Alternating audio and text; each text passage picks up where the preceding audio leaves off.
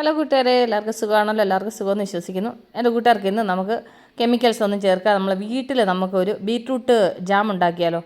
ഈ ജാം ഒരുപാട് കഴിക്കുന്ന മക്കൾക്ക് ഇതുപോലെ വീട്ടിൽ നമ്മൾ ആക്കി കൊടുത്തു കഴിഞ്ഞാൽ നമുക്ക് വിശ്വാസത്തോടു കൂടി ഇതിനകത്ത് നമ്മൾ കെമിക്കൽസ് ഒന്നും ആഡ് ചെയ്യാതെ നല്ല നാച്ചുറലായിട്ടുള്ള സാധനം വെച്ചിട്ട് നമ്മൾ ഒരു ബീറ്റ്റൂട്ട് ജാം ഉണ്ടാക്കുന്നത്. അപ്പോൾ നമുക്ക് സമയം കളയേണ്ട, നമുക്ക് പെട്ടെന്ന് ഇത് ഉണ്ടാക്കാൻ കേട്ടോ. കാരണം വെച്ച് കഴിഞ്ഞാൽ കൊണ്ട് ഭയങ്കര ടേസ്റ്റാണ്.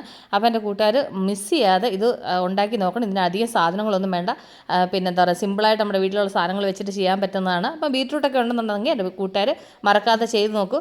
സ്കൂള് വിട്ട് വരുന്ന സമയത്തൊക്കെ ഒരു ബ്രെഡ് ഉണ്ടെന്നുണ്ടെങ്കിൽ ഇങ്ങനെ ജാമൊക്കെ ആക്കി വെച്ചിട്ടുണ്ടെങ്കിൽ കുഞ്ഞുങ്ങൾക്ക് വയറ് നിറയാൻ വേറെ ഒന്നും വേണ്ട കേട്ടോ. നല്ല ഹെൽത്തി ആയിട്ടുള്ള സംഭവം. അപ്പോൾ നമുക്കിത് ഉണ്ടാക്കാൻ പോയാലോ? അതിന് വേണ്ടിയിട്ട് ഞാനാണെങ്കിൽ 2 ബീറ്റ്റൂട്ട് എടുത്തു. അപ്പോൾ അതിൻ്റെ തൊലി ഒന്ന് ചെത്തി കളഞ്ഞിട്ട് ഇനി അത് നന്നായിട്ടൊന്ന് കഴുകിയെടുക്കണം. അപ്പോൾ ഞാൻ 2 തൊലിയൊക്കെ ചെത്തി നന്നായിട്ട് കഴുകി ക്ലീൻ ചെയ്ത് കൊണ്ടുവന്നിട്ടുണ്ട്. ഇനി ഇത് മുറിച്ചിട്ട് ചെറിയ ചെറിയ പീസുകളായിട്ട് മുറിച്ചെടുക്കണം. ഒരു സ്ക്വയർ ടേപ്പിൽ ചെറുതായിട്ട് മുറിച്ചെടുക്കണം. അപ്പോൾ ഞാൻ ഇതെല്ലാം ഇതുപോലൊന്ന് ചെറുതായിട്ടൊന്ന് മുറിച്ചെടുക്കട്ടെ. ഇനി നമുക്കിതിന് കുക്കറിലേക്ക് ഇട്ട് കൊടുക്കാം.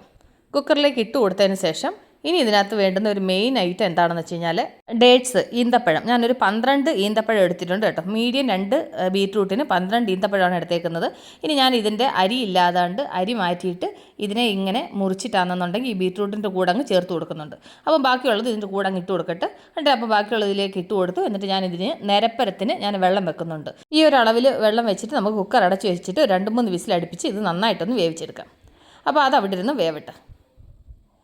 അപ്പോൾ കണ്ടില്ല, അപ്പോൾ അത് നന്നായിട്ട് വേവിച്ചെടുത്തു. ഇനി നമുക്കിത് കുക്കറൊന്ന് തുറന്ന് നോക്കാം. കണ്ടില്ല, അത് ബീറ്റ്റൂട്ടും ഈന്തപ്പഴമൊക്കെ നന്നായിട്ട് വെന്തിട്ടുണ്ട്. അപ്പോൾ ഞാൻ അതൊന്ന് അരിച്ചെടുത്തു കേട്ടോ.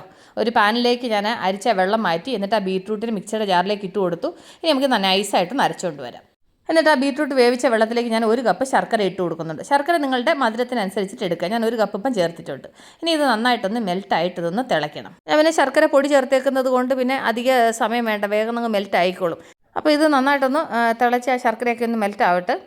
അപ്പോൾ കണ്ടില്ല, അപ്പോൾ അത് നന്നായിട്ട് തിളയ്ക്കാൻ തുടങ്ങിയിട്ടുണ്ട്. ഇനി നമുക്ക് ഇതിലേക്ക് നമ്മളിപ്പം അരച്ചുകൊണ്ട് വന്ന ആ ബീറ്റ്റൂട്ട് ഉണ്ടല്ലോ, അത് നമുക്ക് ഇതിൻ്റെ കൂട്ടത്തിലങ്ങ് ചേർത്ത് കൊടുക്കണം. ഇതിനകത്ത് നമ്മൾ വെള്ളമൊന്നും ചേർക്കാതെ ഞാൻ അങ്ങനെ അരച്ചത് കേട്ടോ.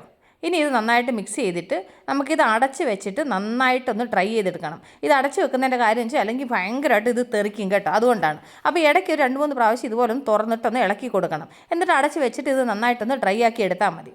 അപ്പോൾ 2-3 പ്രാവശ്യം ഞാനിതിങ്ങനെ തുറന്നിട്ട് ഇതിങ്ങനെ ഇളക്കി കൊടുക്കുന്നുണ്ട്.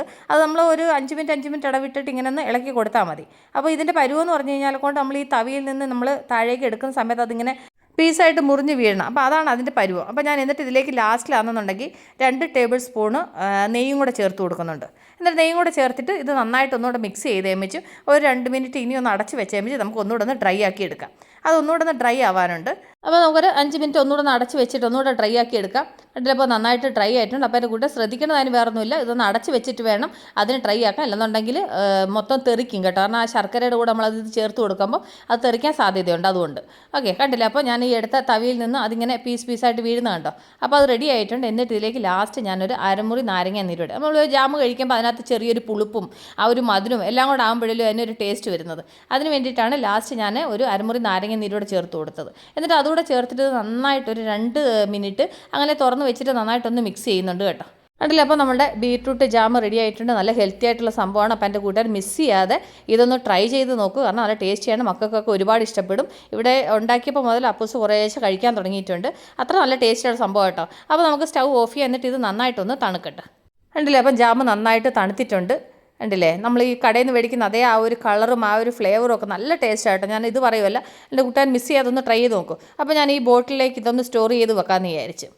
അപ്പോൾ ഞാൻ ഉണ്ടാക്കിയത് മുഴുവൻ 2 ബോട്ടിലേക്ക് ആക്കി മാറ്റി. അപ്പം ഗ്ലാസ് ബോട്ടിലിനകത്താക്കി വെച്ചിട്ടുണ്ട്. ഞാൻ വിചാരിക്കുന്നത് അങ്ങ് ഫ്രിഡ്ജിൽ വെക്കാമെന്ന് വിചാരിക്കുകയാണ്. അപ്പം പിന്നെ പ്രശ്നമില്ലല്ലോ. അപ്പോൾ എൻ്റെ കൂട്ടുകാർക്ക് ഞാൻ നിങ്ങളുമായിട്ട് ഷെയർ ചെയ്ത് തന്ന ഈ ബീറ്റ്റൂട്ട് ജാം റെസിപ്പി നിങ്ങൾക്ക് ഇഷ്ടപ്പെട്ടുകയാണെന്ന് വിശ്വസിക്കുന്നു. അപ്പോൾ എൻ്റെ കൂട്ടുകാരെല്ലാവരും മറക്കാതെ ഇത് ട്രൈ ചെയ്യുമെന്നുള്ള പൂർണ്ണമായ വിശ്വാസത്തോടുകൂടി ഈ വീഡിയോ വൈൻഡപ്പ് ചെയ്യണം. അപ്പോൾ നമ്മൾ ഉടൻ തന്നെ അടുത്ത വീഡിയോ വീണ്ടും കാണുമ്പോൾ take care, bye, see U.